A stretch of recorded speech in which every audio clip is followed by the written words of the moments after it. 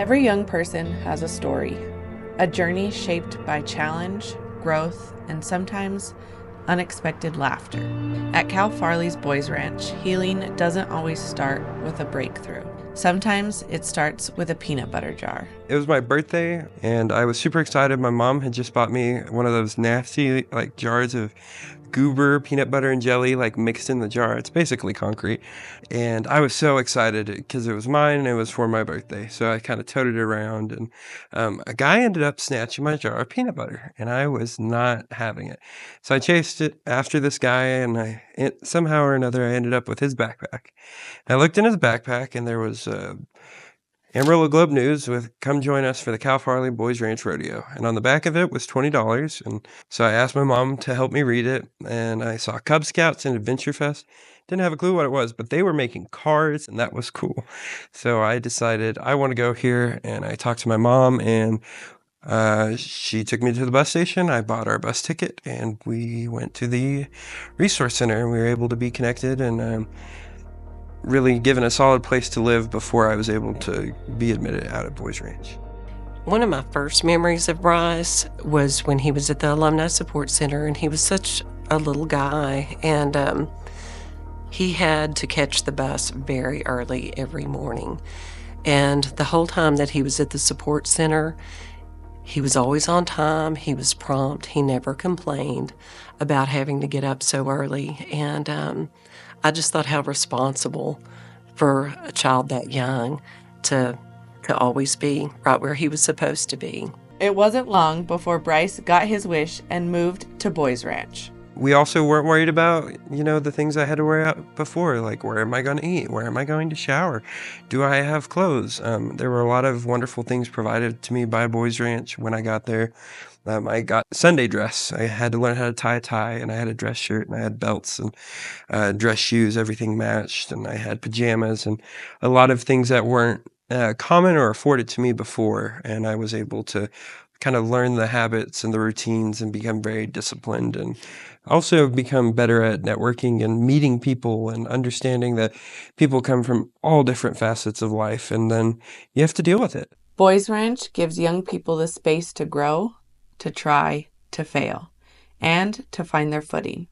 Boys Ranch gives you a lot of opportunities to fail successfully. It definitely affords so many different opportunities for students to get involved, whether that's Rocketry Club, if it's, if you're really shy, it's the chaplain coming to your house on a Sunday being like, hey, welcome to Boys Ranch, here's your Bible. You want to go shoot hoops? Just different conversations that allow you to feel accepted for who you are and what your circumstances are, but still being able to kind of pursue that character development you have as a young person.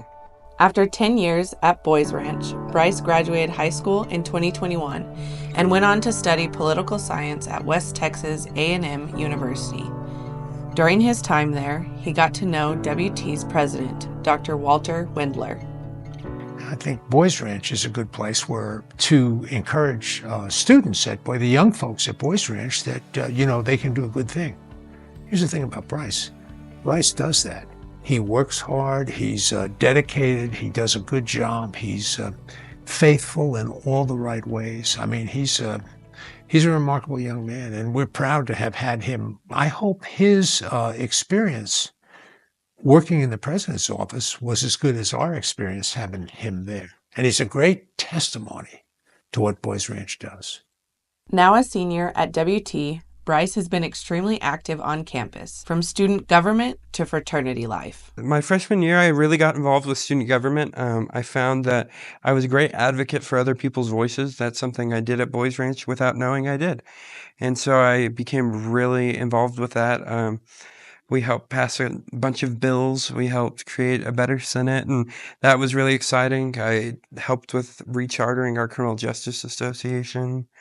And then I became a fraternity man. That was exciting. Our fraternity was in a really, really bad spot, and I was paid for and asked to help fix things. And so we absolved $17,000 in debt. We're the first accredited version of our chapter in 15 years. We've raised $150,000 for ALS. My name is Keith Brown. I am a major gift officer for the WT Foundation.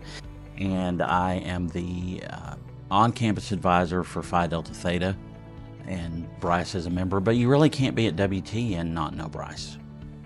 I think there's something inherent in Bryce that just drives him to find the good and to take advantage of the good.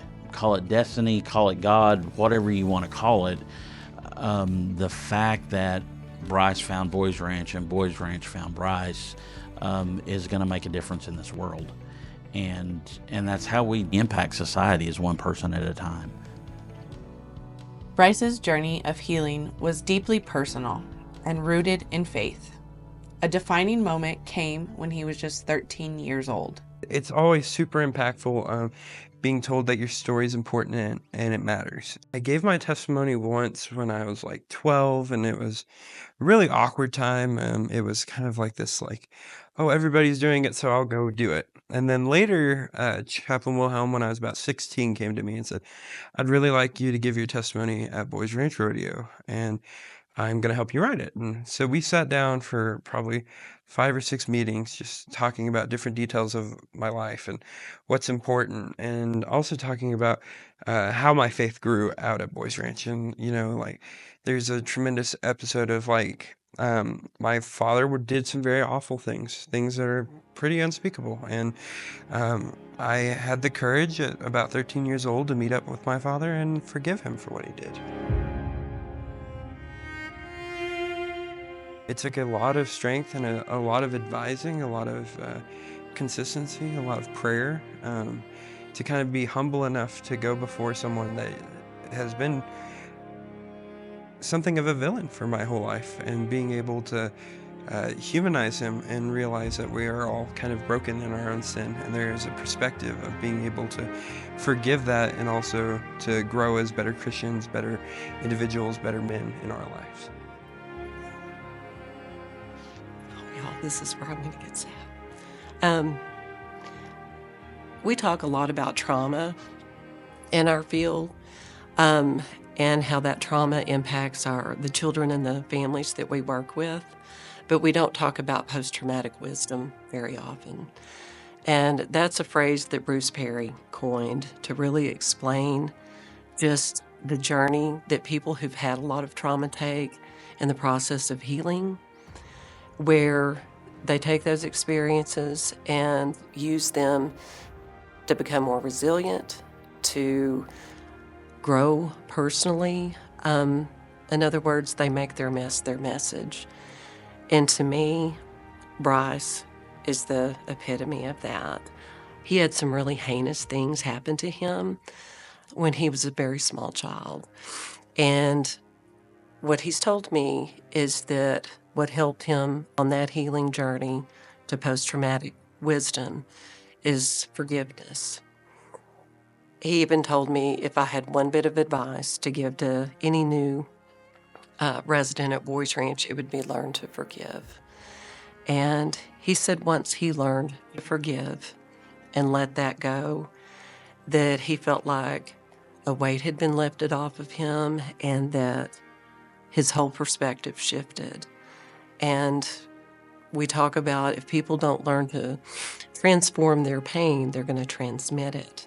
That ability to forgive liberated him to love, to connect, to achieve, and to become the man that God created him to be.